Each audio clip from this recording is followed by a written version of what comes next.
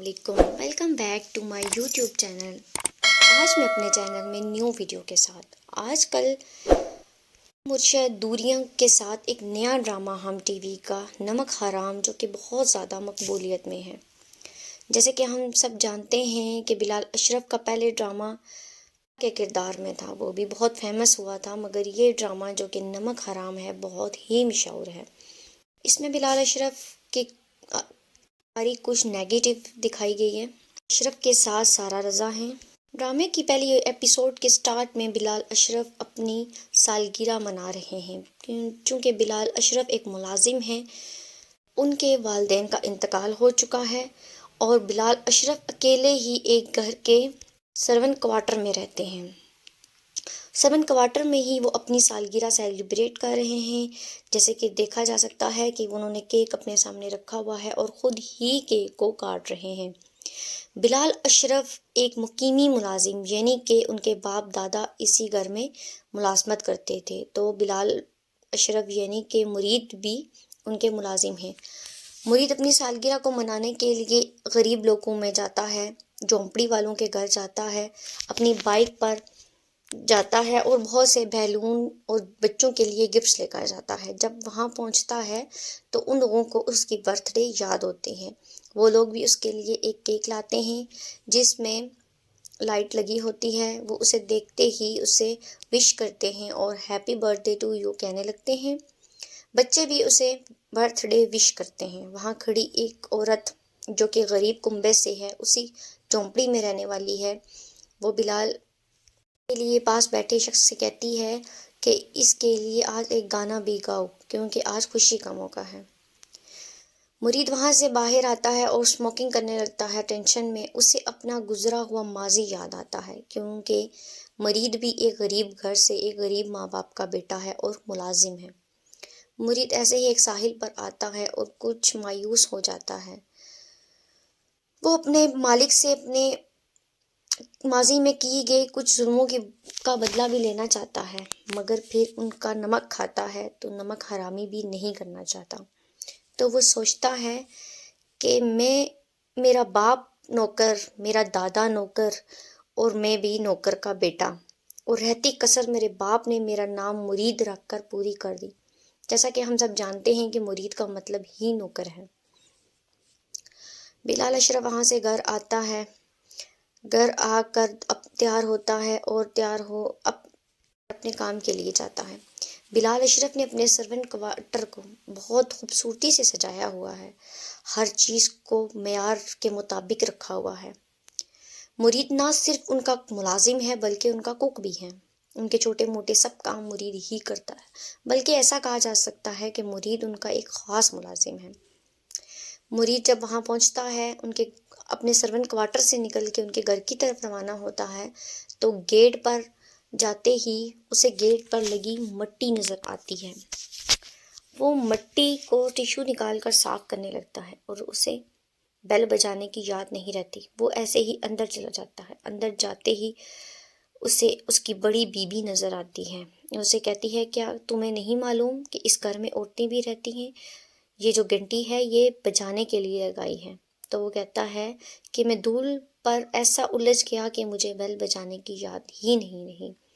یہ کہتا ہوا وہ اندر کمرے میں چلا جاتا ہے، اپنے صاحب کے پاؤں میں جوتے رکھتا ہے۔ وہ جوتے پہن کر بیٹھتے ہیں۔ اتنے میں ان کی چھوٹی بیٹی، جو کہ شاید مرید کی طرف اٹریکٹیو ہے، یعنی کہ اسے پسند کرتی ہے، وہ آتی ہے، وہ اپنے بابا کو سلام کرتی ہے اور اس کے بعد مرید اپنے صاحب کو کہتا ہے کہ میں آپ کی گاڑی نکال دوں، تو وہ اسے کہتا ہے ہاں گاڑی نکال دو، مگر ہمیں آج آپا کو لینے ایئرپورٹ جانا ہے، تو صحیح ہوگا کہ ہم تھوڑی جلدی چلتے ہیں۔ پھر اس کے بعد مرید اپنے مالک کے ساتھ انہی جھونپڑیوں والوں کے پاس جاتا ہے۔ جھونپڑیوں والیوں سے کہتا ہے کہ تم لوگ اپنی جھونپڑیاں خالی کرو، مجھے یہ جگہ چاہیے۔ شاید وہ وہاں کوئی بلڈنگ بنانا چاہتا ہے یا کوئی ہاؤس اسکیم بنانا چاہتا ہے۔ تو وہاں کھڑا ایک وکیل اس سے کہتا ہے کہ یہ لوگ نہ تو گھر خالی کر رہے ہیں اور نہ ہی یہاں سے جانے کو تیار ہیں۔ تو مرید کا صاحب اسے کہتا ہے کہ خالی تو انہیں کرنا پڑے گا، اگر نہیں خالی کرتے تو انہیں جلا کر راکھ کر دو، مطلب کہ ان کی جھونپڑیوں کو ختم کر دو۔ مرید کیونکہ ان کا ہمدرد ہے مگر اپنے مالک کا ملازم بھی ہے، بات وہی ہے کہ وہ نمک حرامی بھی نہیں کرنا چاہتا مگر اس کے ظلم اور سیاست سے پریشان بھی ہوتا ہے۔ مرید ایک کروٹ بدلتا ہی ہے کہ اس کے پیچھے وہی عورت کھڑی ہوتی ہے جس نے اس کی برتھ ڈے سیلیبریٹ کی تھی۔ وہ اسے کہتی ہے، صاحب آپ کو خدا کا واسطہ ہمارے گھروں کو بچا لیں، ہم غریب ہیں، نئے ٹھکانے نہیں بنا سکتے، ہم لوگ کئی زمانوں سے یہاں رہ رہے ہیں، ہم کہاں جائیں گے؟ مرید یہ سن کر کافی دکھی ہوتا ہے کیونکہ مرید جانتا ہے غریبی کیا ہے، مرفسی کیا ہے، وہ یہ سب جانتا ہے کیونکہ اس نے بھی غریبی میں زندگی بسر کی ہے۔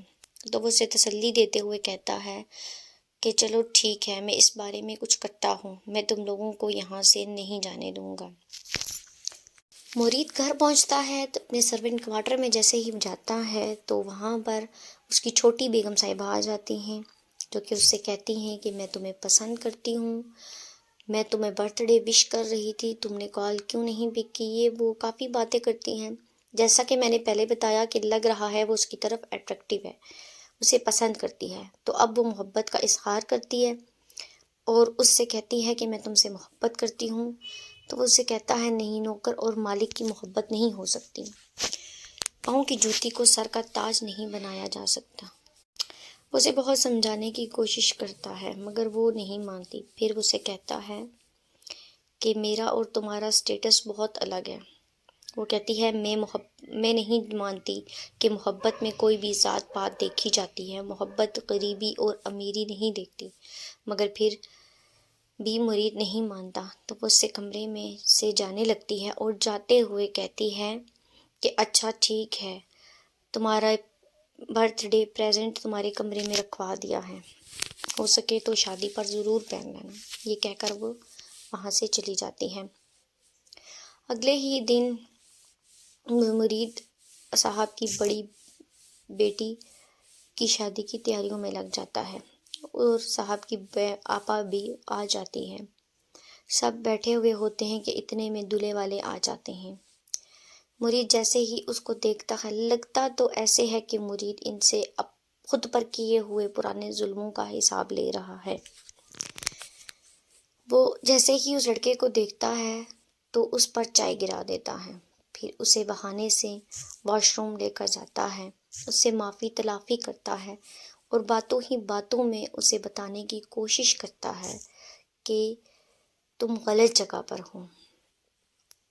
اسے کہتا ہے کہ داغ لگ تو گیا ہے مگر چھپا نہیں، مطلب وہ اسے بتا رہا ہوتا ہے کہ تمہاری زندگی میں داغ لگ رہا ہے۔ وہ اس کی باتوں سے پریشان ہوتا ہے، اسے پوچھتا ہے کہ تم کیا کہنا چاہتے ہو؟ تو وہ کہتا ہے، کچھ نہیں صاحب، بس میں اتنا کہنا چاہتا ہوں کہ دو باتوں میں ہمیشہ سوچ سمجھ کر فیصلہ لینا چاہیے، لازم رکھتے ہوئے اور بیوی پسند کرتے ہوئے فیصلہ سوچ سمجھ کر لینا چاہیے۔ وہ اس کی باتوں میں الجھ جاتا ہے مگر پھر بھی اسے شک نہیں ہوتا۔ پھر سب شادی کی تیاریوں میں لگ جاتے ہیں۔ بڑی جو بیگم صاحبہ ہیں یعنی سارا جو رول ادا کر رہی ہیں، وہ ایک عالمہ کے پاس جاتی ہیں، ایک درس دینے والی آپا کے پاس جاتی ہیں، وہاں بیٹھی درس سن رہی ہوتی ہیں، عورتیں اپنے اپنے سوالات کر رہی ہوتی ہیں مگر وہ خاموش بیٹھی رہتی ہیں۔ تو وہ جو درس دینے والی آپا ہیں ان سے کہتی ہیں کہ سب اپنے اپنے سوالات کر رہے ہیں، تم کیوں خاموش ہو؟ وہ کہتی ہے، بس میں آپ کی صرف باتیں سنتی ہوں۔ درس ختم ہونے کے بعد وہ جیسے ہی باہر جاتی ہے، مرید اسے لینے کے لیے آیا ہوتا ہے اور گاڑی کی فرنٹ سیٹ پر اس کی چھوٹی بہن بھی مرید کے ساتھ بیٹھی ہوتی ہے۔ مرید اسے دیکھ کر گاڑی سے باہر نکلتا ہے، جیسے ہی وہ روڈ کراس کرنے لگتی ہے تو ایک تیز گاڑی اس کو ٹکر لگانے لگتی ہے۔ مرید اس کا ہاتھ پکڑ کر اسے بچا لیتا ہے اور اندر لے جاتا ہے۔ ایسا لگتا ہے کہ جیسے مرید ان کے ساتھ ہمدردی وفاداری کے ساتھ ساتھ نمک حرامی بھی کرے گا، وہ اپنے ساتھ کیے گئے ظلم کا بدلہ ضرور لے گا۔ آگے ڈرامے میں کیا ہوتا ہے دیکھیے نیکسٹ ویڈیو کے ساتھ۔ Please subscribe to my channel and press the bell icon تاکہ آنے والی مزید نئی ویڈیوز کے نوٹیفیکیشن آپ تک پہنچتے رہیں۔